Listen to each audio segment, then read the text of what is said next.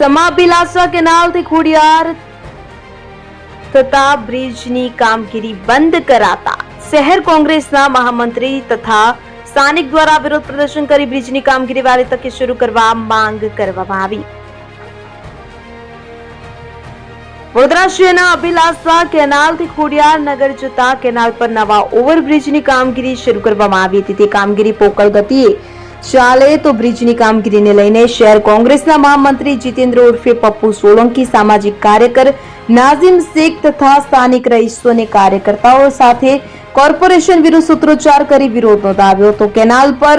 નવા ઓવરબ્રિજ કામગીરી ઝડપથી કરવામાં આવે તેવી માંગ કરી હતી અને જો 10 દિવસમાં આ બ્રિજની કામગીરી પૂર્ણ નહીં કરવામાં આવે તો અમે અવરજવર માટે રસ્તો ખુલ્લો કરી દેવામાં આવે છે તેવી માંગ શહેર કોંગ્રેસના મહામંત્રીએ કરી હતી। આ અભિલાષા 4 રસ્તાથી કેનાલ તરફ જતો કેનાલનો રોડ છે અને વોર્ડ નંબર 2 છે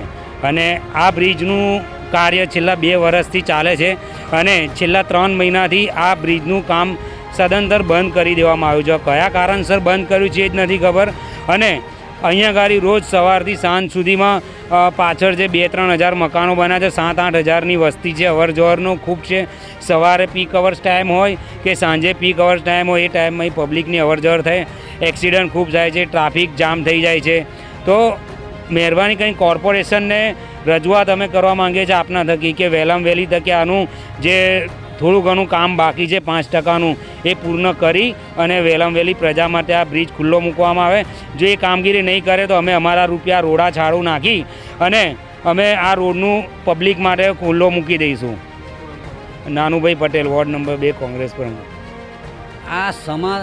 અભિલાષા 4 રસ્તાથી કેનાલ રોડ કહેવાય, જ્યાં પૃથ્વી સર્કલની બાજુમાં કેનાલ પર આ જે નાળિયાવાળો બ્રિજ બનાવવામાં આવ્યો છે તેમાં ખૂબ જ મોટા પાયે ભ્રષ્ટાચાર થયો તેવું તો સ્પષ્ટ દેખાઈ આવે છે। કોન્ટ્રાક્ટરે છેલ્લા 2 વર્ષથી કામ કરે છે અને કામ આજે છેલ્લા 1.5 મહિનાથી આ કામ અધૂરું મૂકીને કોન્ટ્રાક્ટર કંઈક ગાયબ થઈ ગયો તેવું સ્પષ્ટ જણાય છે। અહીંયા દેખરેખ થતી નથી, જનતા પાછળ ઘણી 5 થી 7 હજાર પબ્લિક પાછળ રહેવાઈ ગઈ છે, મજૂર વર્ગ રહે છે, તમામ સમાજના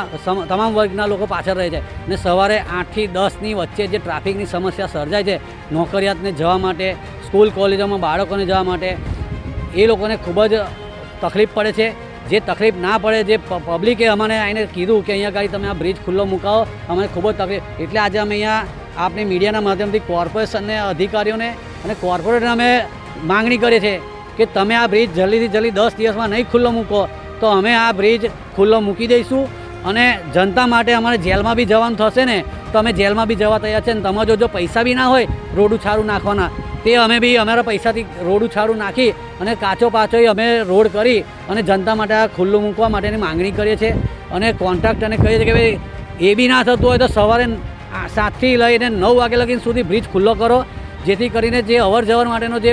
પબ્લિકનો જે અવર છે સૌથી વધારે ટાઈમ સવારે 7 થી 9નો અને સાંજે 5 થી 7નો